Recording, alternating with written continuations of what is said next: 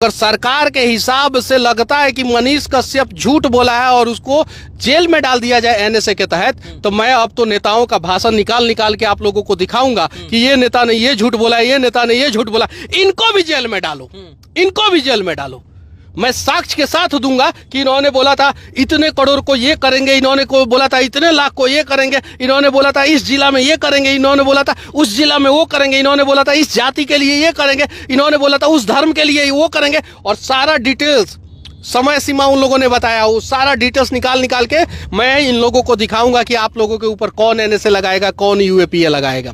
भैया बिहार के लोगों ने, सच बात है कि आपके लिए लड़ाई लड़ी, चाहे वो तन से हो, इसके बाद मन से हो, या ग्राउंड पर उतर कर तमाम प्रकार की लड़ाई लड़ी। जेल में 9 महीना आप लगभग रहे हैं, तमिलनाडु रहे, इसके बाद बेऊर जेल में आपको शिफ्ट किया गया।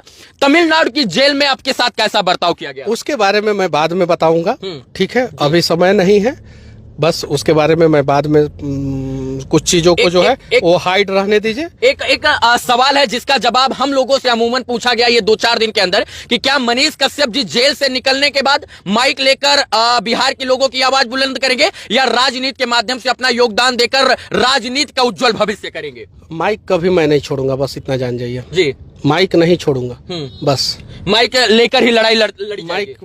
माइक कभी मैं नहीं छोड़ूंगा, और मैंने जो सिविल इंजीनियरिंग की पढ़ाई की है जी, उसको भी मैं कभी नहीं भूलूंगा जी। बस इंफ्रास्ट्रक्चर को मजबूत करना है तो सिविल इंजीनियर की सख्त जरूरत होती है, और मैंने सिविल इंजीनियरिंग किया है, और देश से भ्रष्टाचार को मिटाना है तो माइक की सख्त जरूरत है, और मैं माइक उठा ही लिया हूँ, और ये 2 चीज मैं कभी नहीं छोड़ने वाला हूँ। एक और आपका जो बड़ा बयान जेल जाने से पहले वायरल हुआ था कि हम 180 दिन के अंदर सत्ता परिवर्तित कर देंगे, सरकार गिरा देंगे, उसको लेकर भी लोगों के अंदर काफी जो है मन में चल रहा है कि क्या उन चीजों के ऊपर कैसे बात होगी? देखिए, आज पहला दिन है, आज इन सब चीजों पे मैं नहीं बात करना चाहता हूँ जी। बस इतना जानिए कि कंस, रावण और दुर्योधन का अत्याचार ज्यादा दिन तक नहीं टिक पाया। ये तीनों द्वापर, त्रेता और सतयुग, ठीक है, ये तीनों जो है उसमें खत्म हुए। अभी कलयुग में भी वैसे वैसे बहुत सारे लोग हैं, उनका भी आतंक खत्म होगा, उनका भी अत्याचार खत्म होगा, उनका भी भ्रष्टाचार करने वाले लोगों का भ्रष्टाचार खत्म होगा। आज नहीं तो कल नया सवेरा बिहार में भी जरूर होगा।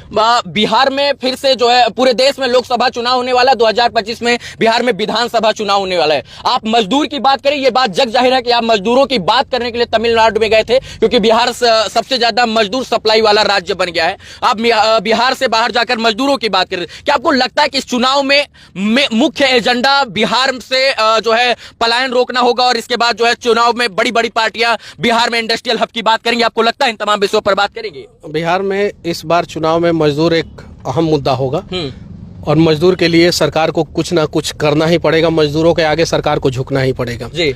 इस बार किसी भी हाल में, कोई भी सरकार हो, भाजपा हो, कांग्रेस हो, आरजेडी हो, जदयू हो, कोई भी सरकार हो, सपा हो, कोई भी, जिसको भी बिहार में चुनाव लड़ना है, जिसको भी, उसको मजदूर के लिए कुछ ना कुछ करना होगा।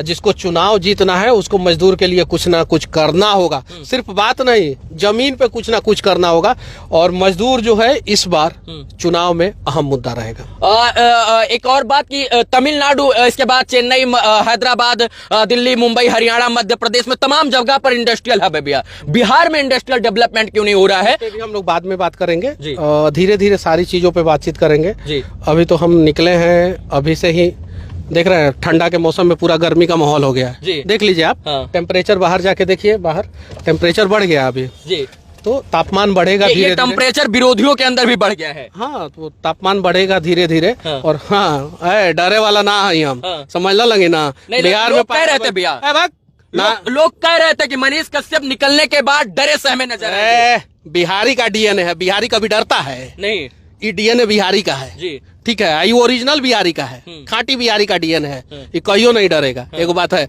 डीएनए पे बात करने वाले लोग आए ना, आए, हम बताते हैं कि डीएनए ओरिजिनल बिहार का क्या होता है। जो किसी के लिए भी अपना तन कटाने के लिए तैयार रहे, वो ओरिजिनल बिहार का डीएनए है। जो सीमा पे देश की सुरक्षा करे, वो ओरिजिनल बिहार का डीएनए है। वो ओरिजिनल बिहार का डीएनए हो ही नहीं सकता है जो बिहार में ही बिहार की कुर्सी पे फेविकॉल की तरह बैठ के और बिहार को ही दिमक की तरह चाट खाए, वो बिहारी डीएनए हो ही नहीं सकता है। और इस डीएनए को बदला जाएगा अब। जो लोग काम बदलना नहीं है, डीएनए को हम नहीं बदल सकते हैं। अब फॉल्टी डीएनए किसी का होगा तो उसको हम लोग क्या बदल सकते हैं? कुछ नहीं बदल सकते। बस हाँ, अच्छे लोग बिहार में आगे आए और जहां भी योगदान हो वो बिहार में योगदान करे, बस बात खत्म। आपका एक अंतिम सवाल, आप शुरू से अंत तक कहते थे मुझे इस देश की न्याय व्यवस्था, न्याय प्रणाली, कानून व्यवस्था और न्यायपालिका पर भरोसा है। आपको 9 महीना जेल से निकलने में लग गया, अभी भी भरोसा कायम है न्यायपालिका पर? क्यों नहीं कायम रहेगा? अगर न्यायपालिका सजा भी दे देगा तो भी भरोसा नहीं उठेगा मेरा न्यायपालिका के ऊपर से। और सारिका बहारिया जज है, मुझे उनके बारे में नहीं बोलना चाहिए, लेकिन मैं बोल रहा हूँ एक उनके बारे में बात। जब मैं तमिलनाडु से आया था तो उन्होंने कोर्ट में बोला था क्या कि अब मनीष कश्यप को बेऊर भेजा जा रहा है जी, और तो फिर किसी ने विरोध किया तो उन्होंने बोला कि बेऊर भेजा जा रहा है, बेऊर मतलब बेऊर भेजा जा रहा है जी। उसके बाद से मेरे आंखों में आंसू था। हाँ, मैंने वो कोर्ट से निकलते हुए उस आंखों को बिहार के तमाम लोगों ने देखा। वो डर का आंसू नहीं था जी, वो न्यायपालिका पे भरोसा का आंसू था जी, उम्मीद का आंसू था। ऐसे हजारों नहीं लाखों सारिका बहारिया जैसे जज हैं जो सच देखते हैं जी, सच के हिसाब से फैसला लेते हैं जी। मैं धन्यवाद देना चाहता हूं ऐसे ऐसे लोगों को। मुझे मीडिया के सामने नहीं बोलना चाहिए, लेकिन उन्होंने सच देखा और उन्होंने मुझे बेऊर भेजा। अब एक जेल से छूट के मैं जेल में आया तब मेरे आंखों में आंसू था। अब सोचिए आगे जो होगा, जज जो भी फैसला दे, जो भी जिस कोर्ट में भी मेरा केस हो, जो भी फैसला दे, मैं जज के फैसला के ऊपर मैं सवाल नहीं उठाऊंगा, कभी भी नहीं उठाऊंगा। ठीक है, लेकिन इस नेताओं से तो नहीं डरूंगा। इन नेताओं से कभी नहीं डरूंगा। आपको नहीं लगता है कि आपको इतना दिन जेल में रहना और ये एनएसए जैसी धाराएं आपके ऊपर लग जाना ये नेताओं की ही करतूत है? कहीं उनका भी हाथ हो सकता है? हाथ हो सकता है। उनका हाथ, पांव, टांग, आंख, नाक, मुंह, गर्दन, गला सब उन्हीं का है। तभी जाके मेरे ऊपर एनएसए लगा। मेरे ऊपर कोर्ट ने एनएसए नहीं लगाया था, कोर्ट ने तो एनएसए हटा दिया। सच बात है कि एनएसए जो है मद्रास हाईकोर्ट की मदुरई बेंच ने मनीष कश्यप जी के ऊपर जो एनएसए लगा था उसको क्वैश कर दिया। क्वैशिंग का मतलब खत्म कर दिया। कोई ग्राउंड नहीं मिला एनएसए का, जिसकी वजह से राष्ट्रीय सुरक्षा कानून अधिनियम जो था वो मनीष कश्यप जी के ऊपर से मद्रास हाईकोर्ट की मदुरई बेंच ने हटा दिया था और बताया कि कोई ऐसा ग्राउंड एविडेंस ही नहीं है जिसके तहत, जिसको मद्देनजर रखते हुए मनीष जी के ऊपर एनएसए को स्टैंड किया जाए। और यही कारण है कि विगत 1 महीना पहले दीपावली के लगभग समथिंग जो है मनीष कश्यप जी के ऊपर एनएसए जो है वो पूरी तरीके से खारिज कर दिया गया था। और इसके बाद उस वक्त कहा गया था कि सच में मनीष कश्यप जी ने कोई भी जो है राष्ट्रद्रोह का कार्य ही नहीं किया था, तो राष्ट्रद्रोह का मुकदमा क्यों?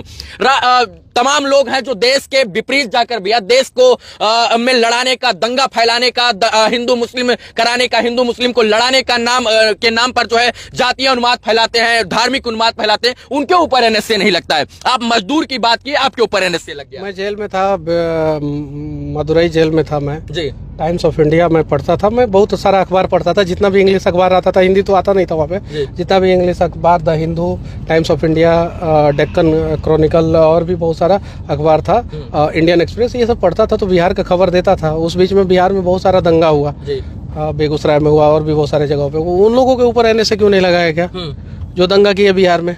मेरे वीडियो की वजह से तो बिहार में कभी दंगा नहीं हुआ, मेरे ऊपर एनएसए लगा दिया गया। तो ये नेता जो है अपनी राजनीति रोटी सेकने के लिए ऐसा करते रहते हैं। और जो देखते हैं कि देखिए समस्या क्या है। एक और सवाल है इसमें कि आपके सारे सवालों का जवाब मैं बाद में दूंगा। एक अंतिम सवाल कि आप जब तक बिहार में थे भैया तब तक कोई जो है आपके ऊपर एकदम नॉर्मल धारा थे, लेकिन जैसे ही आप तमिलनाडु पहुंचे सारा एनएसए वहीं से लगा, वो भी तमिलनाडु से। देखिए तमिलनाडु गवर्नमेंट को जो है मेरे से तो कोई मतलब ही नहीं था, मेरे बारे में तमिलनाडु गवर्नमेंट जानता भी नहीं था। यहाँ से जो आदेश हुआ वो वहाँ पे पालन हुआ जी, बस इतना ही कहूँगा। और बाकी सारे सवालों का जवाब मैं बाद में दूंगा। और मेरे ऊपर ये लोग केस करते रहे, कोई डर नहीं है मुझे, ठीक है। ये लोग मेरा कुछ नहीं उखाड़ सकते हैं, बस इतना ही जानता हूँ मैं, कुछ नहीं। और मेरा भाषा ऐसा ही रहेगा, ऐसा नहीं है कि मनीष कश्यप डर जाएगा, ये सब वो सब ऐसा वैसा। ये देश को नोच के खाने वाले लोगों के लिए हम लोग सभ्य भाषा का इस्तेमाल करें। अरे ये लोग असभ्य तरीके से जो है बिहार को लूटते रहे, और उसके लिए जो है अटल बिहारी वाजपेयी का मैं एक किताब पढ़ रहा था जी। उसमें लिखा हुआ था कि सरकार के तर्कस में अनेकों तीर होता है जो पत्रकारिता को कभी भी दबा सकता है। मैं जेल में वो किताब पढ़ा। और हरिशंकर परसाई एक राइटर है, उनका मैं किताब पढ़ रहा था, भीगता हुआ स्वतंत्रता और ठिठुरता हुआ गणतंत्र।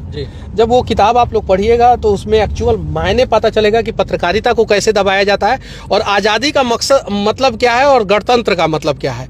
तो मैं बोलूँगा जितने भी पत्रकारिता लोग कर रहे हैं, कभी समय मिले तो कुछ कुछ किताबें पढ़िए ऐसे ऐसे महापुरुषों का। अटल बिहारी वाजपेयी तो प्रधानमंत्री थे और प्रधानमंत्री बनने के बाद जो है उन्होंने किताब लिखा कि वो जब पत्रकारिता कर रहे थे पंचजन में, और एक और राष्ट्र धर्म शायद से उन दो पेपर था उस समय जब आज़ाद भारत हुआ था, उस समय करते थे, तो उनको जो है दबाया गया, अटल बिहारी वाजपेयी को दबाया गया और उन्हें मजबूरन राजनीति में आना पड़ा। तो बहुत सारी चीज़ें हैं, आप लोग भी जाके कुछ किताबें पढ़िए और देखिए कि हमारे इतिहास में जो है कुछ लोगों ने किस प्रकार से हमारे महापुरुषों के ऊपर अत्याचार किया है, शायद आज भी वही काम हो रहा है।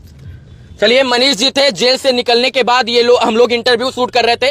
उस 10 महीने की बातों को इस 10 मिनट के वीडियो में, 20 मिनट के वीडियो में हम लोग नहीं बता सकते हैं, लेकिन इतना ध्यान रखिए मित्रों कि जो लोग कह रहे थे कि मनीष कश्यप जी डर गए हैं, सहम गए हैं, आंख खोलिए और आंख के ऊपर से ऐनक हटा कर देखिए, मनीष कश्यप जी उसी फितरत, उसी जोश, उसी जुनून, उसी जज्बे के साथ आज भी बिहार की इन सड़कों पर जब निकले हैं तो बिहार की सड़कें बोल रही है कि हमें मनीष कश्यप की जरूरत है। और इसलिए जरूरत है क्योंकि अगर सच में किसी ने बिहार के लिए लड़ाई लड़ी और बिहार में लड़ाई लड़ने का आगाज किया पत्रकारिता के माध्यम से, तो वो मनीष कश्यप थे। और इनको देख देख कर हम जैसे तमाम युवा जो है माइक लेकर जब रोड पर उतरे तो कहीं ना कहीं इस बात का संकेत दिए कि हम लोग लड़ाई लड़ने के लिए आए हैं। आज मनीष कश्यप जी एक बार फिर से बिहार के लोगों के बीच में, बिहार के जनता के बीच में जाति पात, धर्म, मजहब, भेदभाव से ऊपर उठकर आज फिर से लड़ाई लड़ने का काम शुरू करेंगे। और जेल से निकलकर इस वक्त जो है दशरथ मांझी के यहाँ जा रहे हैं, जो माउंटेन मैन जिनको कहा जाता है। अपनी मां से मिलने से पहले दशरथ मांझी जी के यहाँ जा रहे हैं और